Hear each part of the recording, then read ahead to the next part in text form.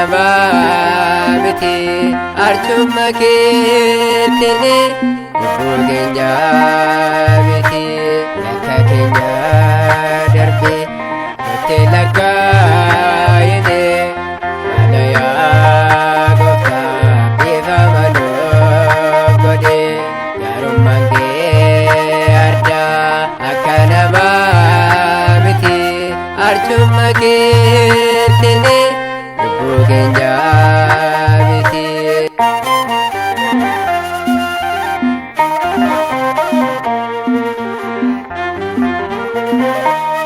Ani kufee nafoo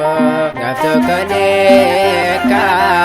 jaalalli kee addaa maal tamma kee ga'a cubbaa mataa ullee maqaa kee waammadhe mana kee keessatti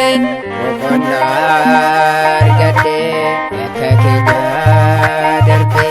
nutti lakkaa'ine mana yaa gooftaa dhiifama nuuf godhe gaarummaan kee addaa akka namaa miti arcuma keettini lubbuu keenya miti.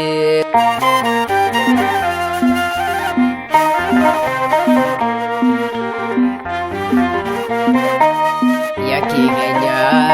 baay'ee kan hin lakkaawwamne qofneen akka namne gooftaa si waammanne abbaa dhugaadhaatti abdii si kadhanne fannoo kee jaalatti boqonnaa arganne yakka keenya darbe nutti lakkaa'ine mana yaa gooftaa dhiifama nuuf godhe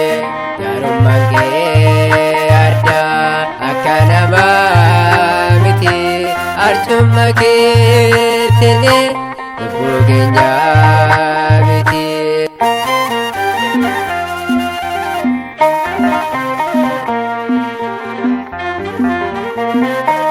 Nuti cubbamtoota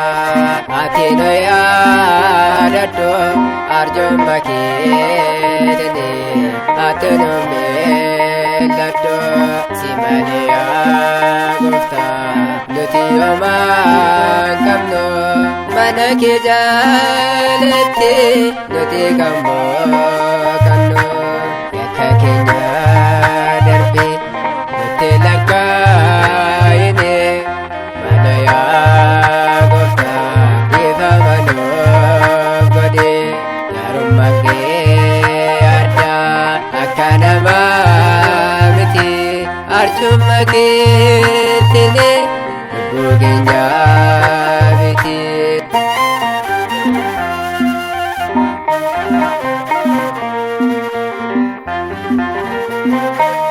Oolmaan gideemamoo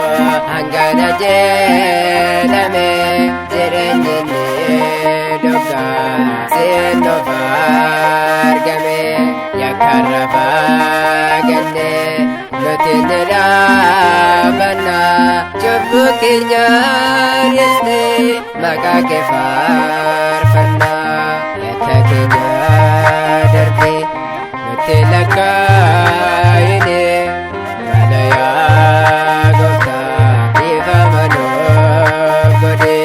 gaarummaan kee addaa akka namaa miti arcuma keettini lubbuu keenya miti yakka keenya darbe nutti lakkaa'ine mana yaa gooftaa dhiifama nuuf godhe gaarummaan kee addaa akka namaa miti arcuma kee